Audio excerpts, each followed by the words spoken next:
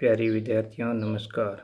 आज हम कक्षा 6 के हिंदी विषय के अंतर्गत व्याकरण का एक बहुत ही महत्वपूर्ण टॉपिक विशेषण के बारे में अध्ययन करने जा रहे हैं। तो सबसे पहले हम विशेषण की परिभाषा पर ध्यान देंगे।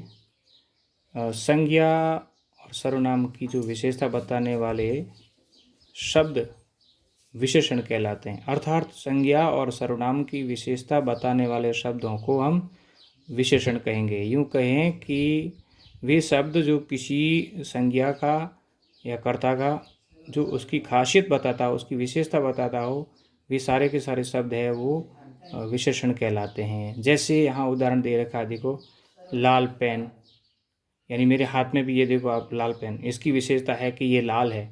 ये भी एक संज्ञा है, इसकी विशेषता है कि ये लाल है। इसी प्रकार इनके अलावा और आप जैसे उदाहरण ले सकते हैं काला पेन। तो जो काला पेन होता है ये काला पेन, यानी ये इसकी विशेषता है कि ये काला है, इसकी पहचान है, इसकी खासियत है कि ये काला है। तो ये भी एक प्रकार की काला शब्द भी है, वो भी एक पेन की क्या है विशेषता। ये जो लाल और जो काला है, ये पेन, दोनों पेन है, दोनों संज्ञा है। इन दोनों की ये विशेषता है, एक की विशेषता है कि लाल है वो, और एक की विशेषता है कि वो पेन काला है, अलग अलग है। इसी प्रकार हम देखें तो विशेषण के विभिन्न प्रकार होते हैं। जैसे 4 प्रकार होते हैं इसके मुख्य रूप से। तो इन 4 प्रकारों में जो पहला जो विशेषण है वो है गुणवाचक विशेषण। दूसरा है संख्यावाचक विशेषण।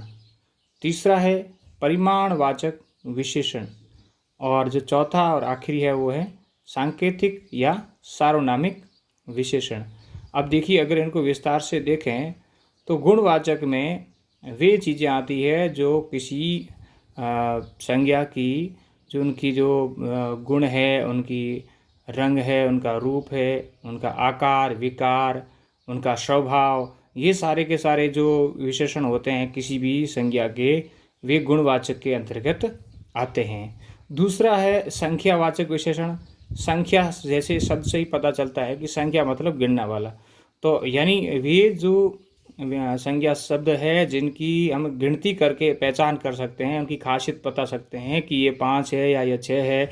जैसे ये मैंने कहा कि ये 2 पेन है, तो ये 2 है वो पेन यानी संज्ञा है, तो 2 है वो इनकी संख्या है, यानी ये 2 चीज़ें हैं। तो ये संख्यावाचक विशेषण के उदाहरण हो जाते हैं। यानी जैसे 5 केले, तो 5 केले है वो किसकी है, केले एक संज्ञा है और 5 है उसकी विशेषता है, तो वो संख्यावाचक विशेषण के अंतर्गत आता है। ध्यान ये रहे कि संख्यावाचक विशेषण में उन्हीं संज्ञाओं के लिए ये प्रयुक्त होता है जिनको सिर्फ गिना जाता हो।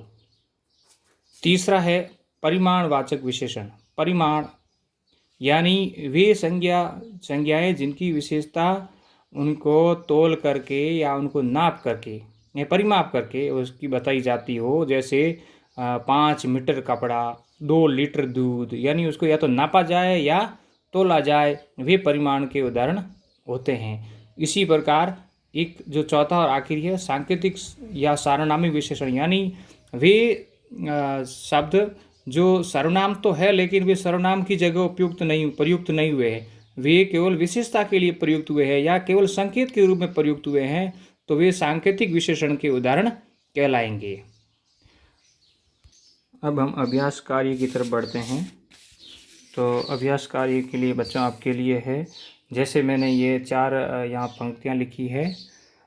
मोहन लाल टोपी लाया, सफ़ेद चूहे मंदिर में भाग रहे हैं, मोटा शरीर ठीक नहीं, चतुर लोमड़ी ने रोटी चुराई। इन चारों वाक्यों में आपको ये बताना है कि इनमें पहले वाक्य में कौन सा विशेषण है, दूसरे वाक्य में कौन सा शब्द विशेषण के रूप में आया हुआ है, तीसरे चौथे में कौन कौन सा है, वो उनके नीचे लिख करके आपको भेजना है ग्रुप में।